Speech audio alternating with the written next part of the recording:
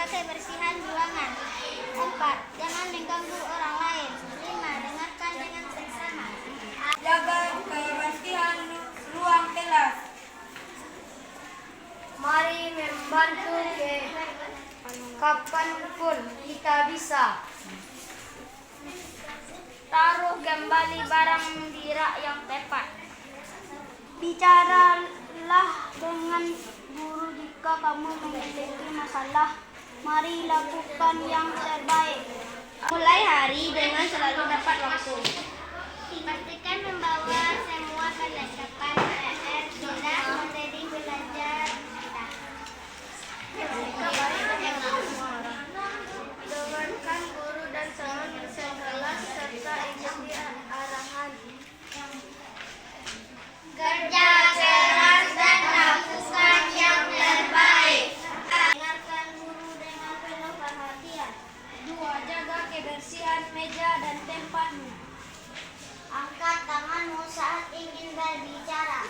4. Jangan takut untuk bertanya. Keyakinan kelas kita ABCD5. Anak belajar giat. Anak Bu Desi kelas 5. Baca dari atas. Kita keyakinan kelas ABCD5 di dalam kelas. Kita bersikap baik dan jujur. Kita saling menghormati. Kita saling mendengarkan. Kita mengucapkan tolong dan terima kasih. Kita belajar dan bermain dengan aman. Kita gigih dan melakukan yang terbaik. Oleh, dari, dan untuk kita semua ABCD5. Keyakinan kelas 5. Puji dirimu sendiri.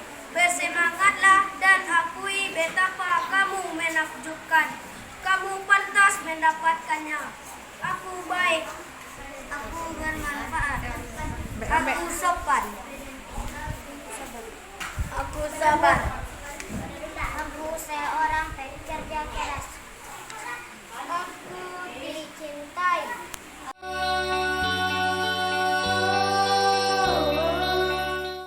Tadi sudah membacakan masing-masing tentang peraturan kelas 5.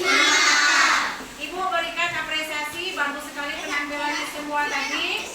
Dari semua yang kalian tampilkan tadi, ada 2 yang menjadi sangat menarik untuk kita terapkan ya. Yang pertama yaitu peraturan kelas 5. Ya, mulailah hari dengan selalu tepat waktu. Setuju? Pastikan membawa semua perlengkapan atau PR. Setuju? Ini menunjukkan kita seorang yang disiplin. Kemudian bersikap baik dan menghargai semua orang. Karena kita semuanya sahabat. Kita sama semuanya di sini. Kemudian dengarkan guru dan teman kelas. Ayo pemandangan ibu nak. Terima kasih. Kemudian kerja keras. Kalau ibu semua, tadi anak ibu sudah membacakan tentang keyakinan kelas. Ibu mau merangkum untuk kita semua. Mau mendengarkan? Ini dia keyakinan kelas ABCD5. Apa itu ABCD5?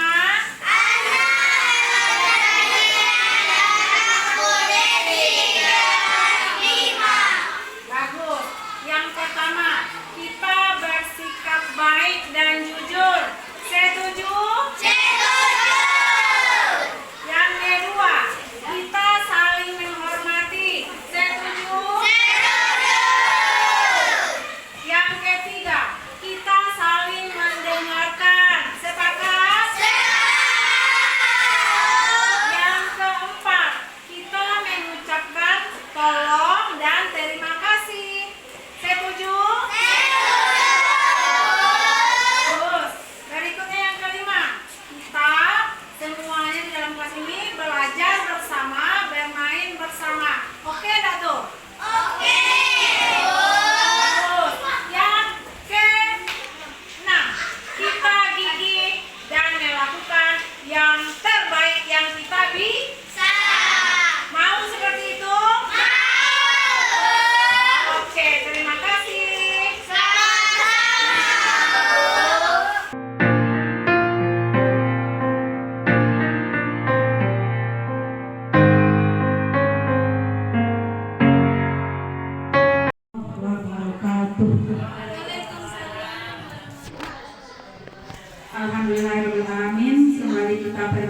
lagi rasa syukur kita kehadirat Allah Subhanahu wa Ta'ala yang telah senantiasa melimpahkan rahmat dan karunia yang tiada terhingga, sehingga kita masih berkesempatan selesai mengajar, masih bisa menghadiri pembahasan budaya positif modul 1.4 CGP angkatan 6. Kemudian selawat dan salam tidak lupa kita peruntukkan untuk arwah junjungan umat Islam sedunia, yakni Nabi besar Muhammad Sallallahu Alaihi Wasallam.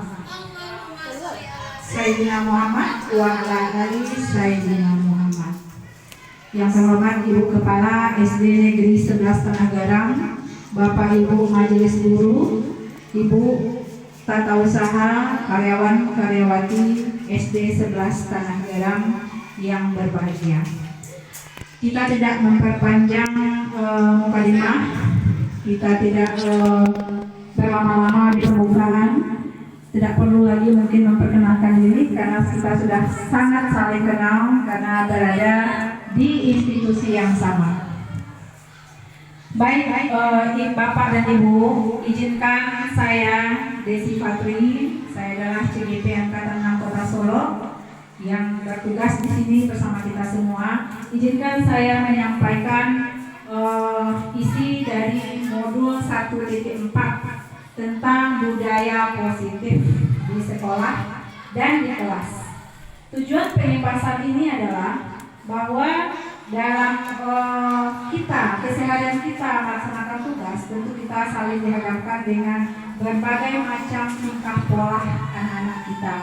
Nah, dari semua itu ternyata apa yang sudah saya pelajari di CGP itu banyak benang merah yang harus kita jadikan sebagai acuan atau pedoman dalam kita bertindak, baik dalam menyelesaikan permasalahan anak, baik dalam anak memunculkan budaya positif di dirinya sendiri dulu, kemudian di kelasnya, kemudian di sekolah kita, dan pada akhirnya dia mampu berbudaya positif di lingkungan keluarga dan masyarakatnya.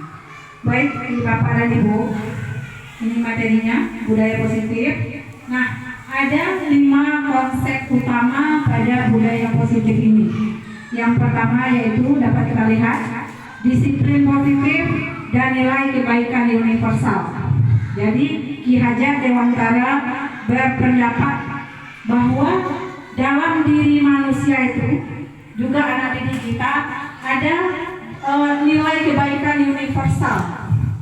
Nah, ini yang nanti coba kita munculkan. Jangan sampai anak mau belajar karena kita paksa, tapi karena keyakinan dirinya sendiri, dari motivasi internalnya.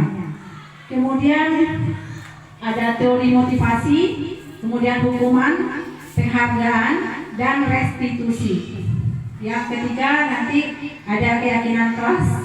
Kemudian yang keempat ada kebutuhan dasar manusia dan dunia berkualitas. Yang kelima restitusi, 5 posisi kontrol. Apa itu? Kita coba lihat satu-satu. Yang pertama disiplin positif dan nilai kebaikan universal. Nah, tujuan dari disiplin positif adalah menanamkan motivasi pada murid bahwa untuk menjadi orang yang mereka inginkan dan menghargai diri sendiri dengan nilai-nilai yang mereka percaya. Jadi anak itu dari lahir mereka sudah bawa kontrak alam dan kontrak zamannya masing-masing. Jadi tugas kita guru hanya menuntun tumbuh kembangnya budaya disiplin positif ini atau motivasi diri mereka sendiri. Yang pertama. Yang kedua adalah teori motivasi, hukuman, keyakinan kelas, dan penghargaan restitusi.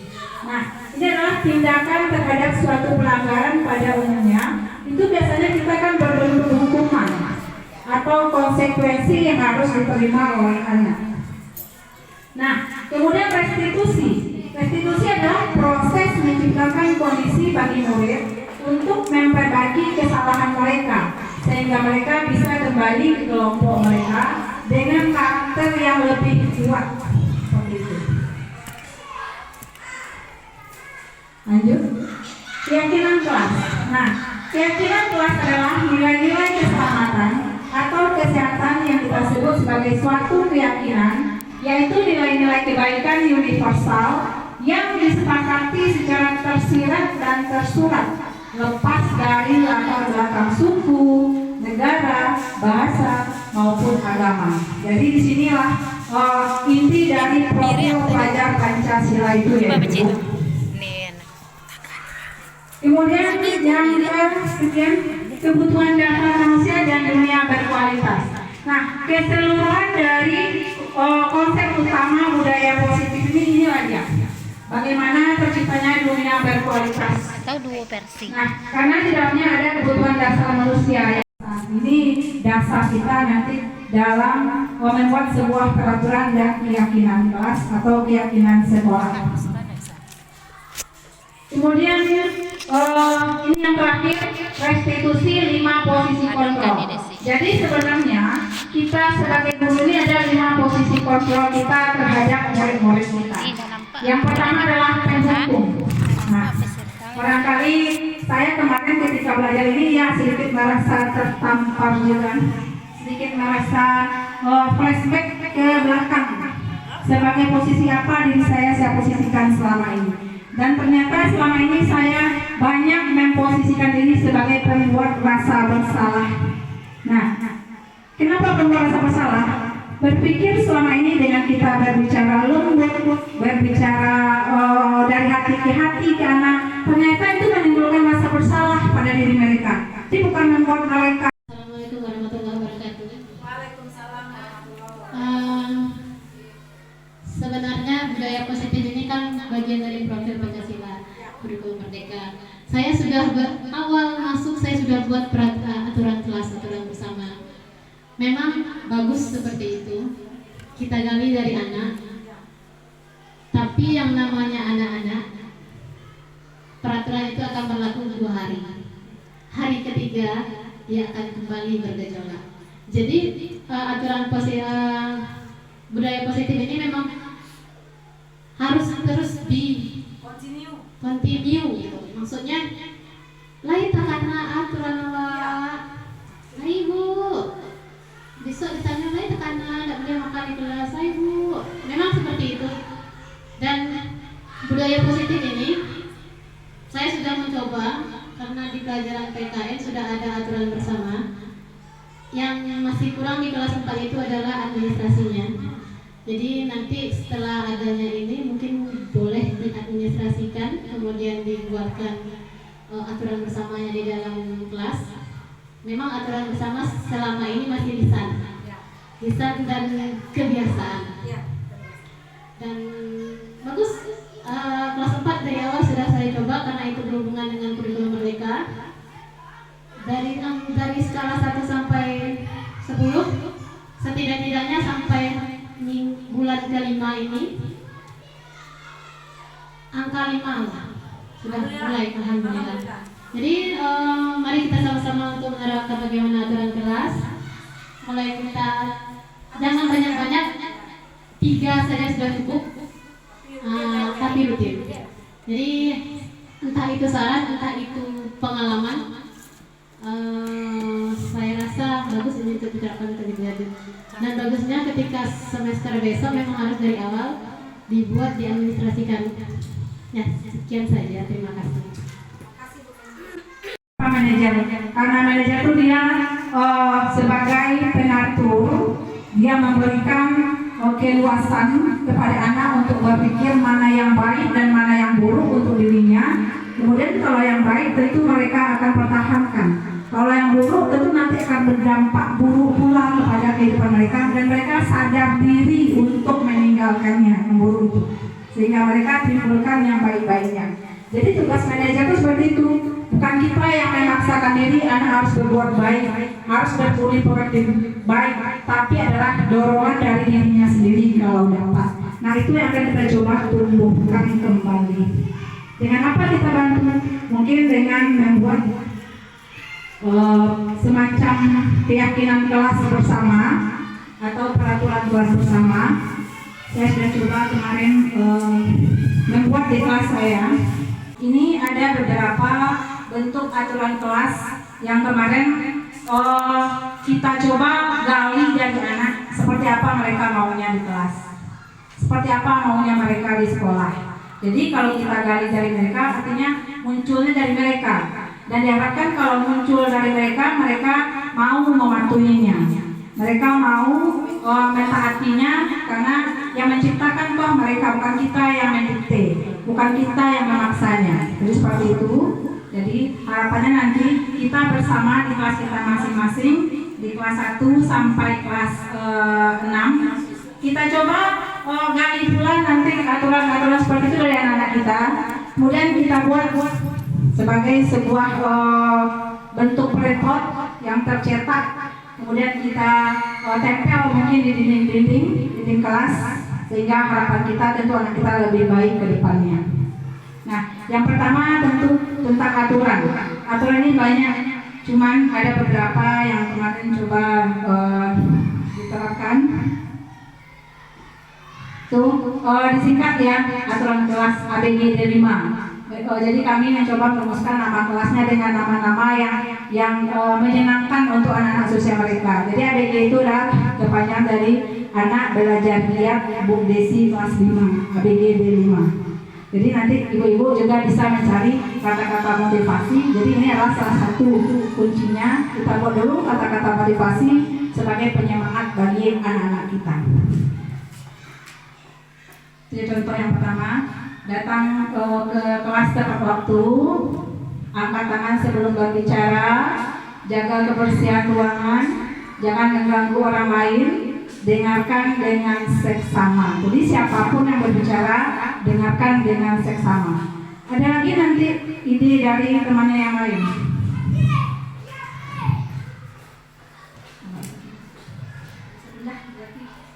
Nah, contohnya ini. Aturan berperilaku di dalam kelas ini ada lagi dari anak kita yang lain. Katanya dilarang makan saat pelajaran, Bu, katanya. Oke, ditampung. Kemudian dilarang melakukan keributan, Bu. Mungkin ada yang ingin pelajarannya dengan tenang, jadi dia merasa terganggu ketika temannya meribut. Kita tampung. Kemudian ada lagi yang mengusulkan wajib memperhatikan pelajaran. Kemudian wajib bersikap sopan santun. Jadi sebenarnya mereka tahu ya, Ibu. Mereka tahu mana yang budaya positif itu. Kemudian ini lagi, ini mungkin terkait dengan kebersihan ya. Cuci tangan saat hendak memasuki ruang kelas, angkat tangan jika ingin mengajukan pertanyaan, bersikaplah sopan, baik dan peduli. Kemudian kami duduk di kursi dengan benar. Karena katanya temannya ada yang duduknya kursi menjongkek kursi, Bu. Jadi itu juga termasuk dari aturan dari kelas mereka yang mereka usulkan sendiri. Kemudian ada lagi, mulai hari dengan selalu tepat waktu. Jadi sebenarnya apa yang saya bilang tadi, mereka sudah tahu sebenarnya keyakinan kelas yang baik itu, peraturan yang baik itu seperti apa. Jadi tinggal bagaimana kita kembangkan, kemudian kita tuntun. Karena tugas guru adalah menuntun. Ini juga ada. Jadi kebanyakan sama ya, intinya adalah disiplin, datang ke kelas tepat waktu, angkat tangan sebelum berbicara, jaga kebersihan ruangan, jangan mengganggu orang lain, dengarkan dengan seksama. Ini mirip dengan tadi. Nah ini juga, karena kita sudah punya pojok baca, Bu, katanya, taruh kembali barang di rak yang tepat. Nah jadi kalau ada yang mereka mengambil buku, mengambil barang, kita biasakan mereka meletakkannya kembali dengan tepat. Kemudian mari membantu kapanpun kita bisa. Nah ini jiwa tolong menolong, profil pelajar Pancasila yang diharapkan. Kemudian untuk mentaati aturan kelas itu, peraturan kelas, mereka harus yakin dulu bahwa itu adalah sebuah keyakinan yang muncul dari dalam diri mereka sendiri dalam bentuk keyakinan kelas. Nih, kita bersikap baik dan jujur. Kemudian lagi, kita saling mendengarkan. Jadi di kelas itu memang saling. Kemudian katanya lagi, kita belajar dan bermain dengan aman. Jadi stop bullying, tidak ada bully-membuli, tidak ada sakit menyakiti. Kemudian kita saling menghormati. Kemudian kita mengucapkan tolong dan terima kasih. Kemudian yang terakhir, kita gigih dan melakukan yang terbaik. Nah, kemudian untuk pembiasaan pembiasaan budaya positif dan keyakinan kelas tadi, mereka juga memunculkan ide-ide atau gagasan dalam bentuk slogan-slogan atau kata-kata motivasi. Nih, seperti saya hanya membantu mencarikan apa yang sesuai. Sebagai guru itu tugas kita membantu. Jadi kita tampung, kemudian kita tulis, kita cari apa salahnya ini kita letakkan di dinding-dinding kelas mereka, sehingga menjadi penyemangat bagi anak-anak kita. Ini contohnya, rajin pangkal pandai, setiap waktu adalah belajar, gapailah cita-cita setinggi langit. Ini lagi, belajar adalah harta karun yang akan mengikuti kemanapun pemiliknya. Kemudian anak-anak hidup dan tumbuh sesuai kodratnya. Nah, ini sesuai dengan pemikiran Ki Hajar Dewantara. Pendidik hanya dapat merawat dan menuntun kodrat itu. Jadi kita tidak bisa mengubahnya simsalabim jadi sesuai yang kita inginkan. Tapi memang bakat potensi yang ada di diri anak. Kemudian sekarang malas belajar, besok atau lusa siap-siap jadi orang bodoh. Ini mereka paham sebenarnya ibu-ibu. Jadi tinggal kita menuntun. Kemudian pendidikan adalah senjata paling ampuh yang bisa digunakan untuk mengubah dunia. Kita nggak pernah tahu akan seperti apa anak kita nanti. Cita-citanya apa, kemudian bagaimana mereka menjalani, hanya itu yang bisa kita bantu untuk menuntunnya. Seperti apa dia nanti kita nggak pernah tahu. Pak Presiden aja sekarang dia jadi presiden, nggak pernah bermimpi jadi presiden. Siapa tahu anak kita dari 11 TG ada yang jadi presiden. Kita aminkan ya ibu. Kemudian dengan ilmu kita menuju keilmuan. Ilmu tidak melulu soal angka. Jadi banyak itu sebagai motivasi bagi anak kita. Jadi tujuan kami menyimpaskan di sini, kami berharap apa yang kami peroleh dari kegiatan CGP dapat pula kita praktekkan bersama di kelas kita. Bukan menggurui, tidak menggurui karena saya yakin kita semua memiliki kompetensi itu, kompetensi pedagogi, kompetensi sosial dan segala macamnya. Jadi bagaimana kita mengimbaskan, tentu kami serahkan kepada ibu-ibu semua bagaimana tekniknya atau kiatnya. Jadi nanti mari kita pampangkan ini sama-sama di kelas kita sesuai dengan apa yang bapak ibu gali pula di masing-masing murid. Untuk kelas rendah tentu dibantu ya Bu Met, dibantu untuk mencarikan saja. Mungkin mereka masih belum terlalu paham bagaimana mengungkap itu, kita bantu saja mencari. Jadi dengan kita pampangkan setidaknya mereka tahu mana yang baik yang bedanya itu. Baik, itu saja mungkin. Terima kasih atas perhatiannya. Jika ada pertanyaan kami persilahkan. Assalamualaikum warahmatullahi wabarakatuh. Jadi sebenarnya inilah makanya dari awal tadi saya sudah bilang, ini sebenarnya sudah pekerjaan rutin kita sebagai berbagai macam kompetensi guru. Cuman terkadang ya seperti kata Bu Betty tadi, kita tidak arsipkan dalam bentuk dokumen. Kita hanya buat seperti kemarin sebelum saya mempelajari ini juga, kami buat cuma di buku catatan anak. Mungkin Bu Gigi nanya di kelas 5, di awal buku tema itu ada itu peraturan kelas 5. Cuma belum kami cetak seperti ini, masih berupa aturan-aturan tertulis biasa. Jadi benar Bu Benti, segala sesuatu itu tentu karena kebiasaan. Mudah-mudahan dengan kita tempelkan, dengan seringnya anak kita membaca, baca dan baca lagi, timbul juga lah. Kalau 10 yang ada minimal 5, 6, 7 bergeser juga budaya positif bagi anak kita. Ada lagi Bu tanggapannya? Baiklah. Assalamualaikum warahmatullahi wabarakatuh. Kami sebagai kepala sekolah tentang budaya positif ini cukup bagus diterapkan kepada anak-anak. Menjelang anak terbiasa, tentu kita mengingatkan terus.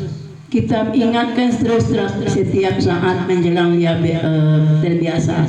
Kalau sudah biasa, nanti dia akan membudaya dalam dirinya untuk melakukan hal-hal atau budaya yang positif ini menjadi kebiasaan dalam hidupnya, baik di masyarakat, di dirinya sendiri maupun di sekolah tempat lingkungannya berada. Jadi ibu harapkan ke depan ia terbudaya oleh anak-anak kita hendaknya. Ya, apa yang didapat pengalaman atau pembelajaran dan CGP ini cukup bagus mengenai budaya positif ini berkembang hendaknya ke depan bagi anak-anak kita. Itu saran dari Ibu, arahan dari Ibu. Ibu akhiri, assalamualaikum warahmatullahi wabarakatuh. Terima kasih Ibu Kepala Sekolah atas apresiasinya. Ya, memang benar ya, kita coba sebenarnya sudah kita terapkan, tapi kita coba dokumentasikan mana dengan setiap sudut kelas ada, di kelas 1 setiap sudutnya ada, di kelas 2 juga 3, 4 sampai 6. Mudah-mudahan seperti harapan kita ada di Barang Suaju ya, kalau elok nah Ibu-ibu. Kemudian nanti kita berharap juga di tahun ajaran baru kita buat dalam bentuk spanduk yang agak besar. Jadi ketika anak kita mulai datang ke sekolah dia nampak terus gitu, seperti itu. Demikian saya, masih ada Ibu-ibu? Cukup.